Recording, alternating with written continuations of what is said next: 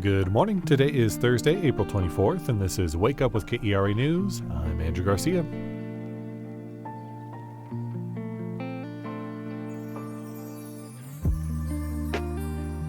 There's a good chance we'll see more rain and thunderstorms throughout the day. It could clear up in the afternoon, but wind gusts could be pretty high today as well. Temperatures are going to peak in the lower 80s or so.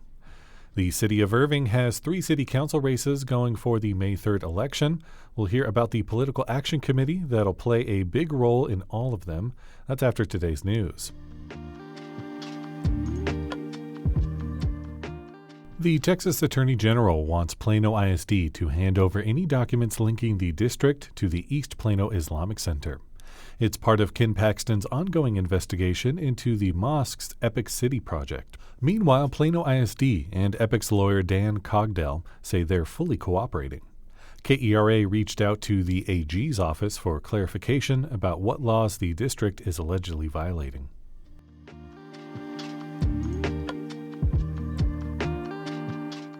Two civil rights organizations are telling the University of Texas system to lift its ban on drag shows. Tarrant County Judge Tim O'Hare asked for the ban in March, and the UT board president responded by saying drag is not welcome on campus. The ACLU of Texas and a national free speech organization sent a letter to UT calling the ban a First Amendment violation. A federal judge blocked a drag ban at Texas A&M after students sued the university.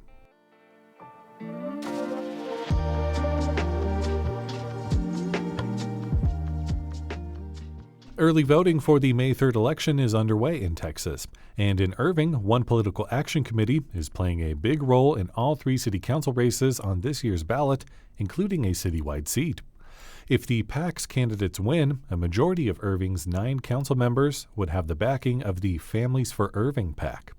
KERA's Megan Cardona sat down with Justin Martin to explain how the group got started and their success so far. Who is Families for Irving, and how did they get started? Families for Irving is a political action committee that started about 3.5 years ago in an Irving living room. Some residents got together because they were concerned about content they saw as provocative in the minor section of the public library. And they became this prominent voice in Irving, challenging library books and pushing for the removal of content they say is inappropriate. But they don't just focus on library books. Families for Irving is all about, quote, traditional family values, and they support school choice and single-family home ownership. Those principles are what the PAC's political advisor Jimmy Bell says separates them from what he calls the Irving political establishment. We definitely are representing a view that's very, very popular with the electorate, but is not popular with City Hall insiders at all. And the PAC's candidates reflect those principles. The PAC is focused on what they call traditional family values. What exactly does that mean? Are they affiliated with the religion? Families for Irving is not affiliated with a religion, though some of their principles, like school choice, do align with the city's Catholic, Muslim, and Hindu populations. Bell says many young families have been involved with the PAC, and some are graduates of the University of Dallas, which is a private Catholic university. And a Google group called the Irving Catholic Online Network has promoted block walks for the PAC's candidates. I spoke with Matthew Taylor, the senior Christian scholar at the Institute for Islamic, Christian, and Jewish Studies in Baltimore. He says that family values messaging dates back to the early 2000s.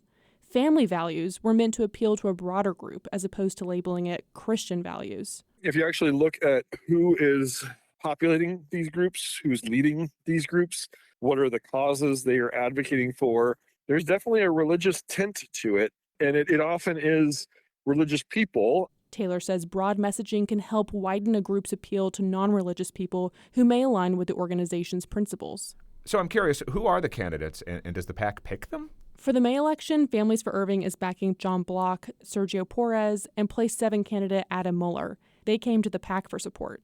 Block, who was the incumbent for Place 1 this year, told me that when he first ran for office in 2022, he approached Families for Irving because many of their priorities aligned. I approached them and said, hey, my own thoughts on local government already align very closely with what you guys are trying to build. So let's see if there's any way we can work together. Families for Irving are backing him again this year. So are there other current Irving City Council members who were supported by Families for Irving? What's contributing to those wins? Outside of Block, there are 3 other current city council members who were backed by Families for Irving. 5 of Irving's 9 council members could be backed by Families for Irving if their candidates win in May. Place 2 and Irving born and raised candidate David Pfaff says that influence is something people should keep their eyes on. Any PAC, not just this one, but any PAC that is having a significant financial influence in paying for candidates to run and looking at just the history of the candidates, how long they've been in Irving, how active have they been, what boards have they been on. Either way, Families for Irving does have a successful track record. Part of this could be low voter turnout. For example, there were just 735 people who cast ballots in Irving's 2022 runoff election. Another factor is that Families for Irving uses professional political consultants to help with their campaigns. Now they're using the Drogan Group, whose clients include the Republican Party of Texas, Ted Cruz, and the far-right conservative Christian group Patriot Mobile. So far, Families for Irving has spent at least $14,000 on its candidates. We'll have to wait to see if that money will make a difference in this year's May 3rd election. That was KERA's Megan Cardona speaking with host Justin Martin.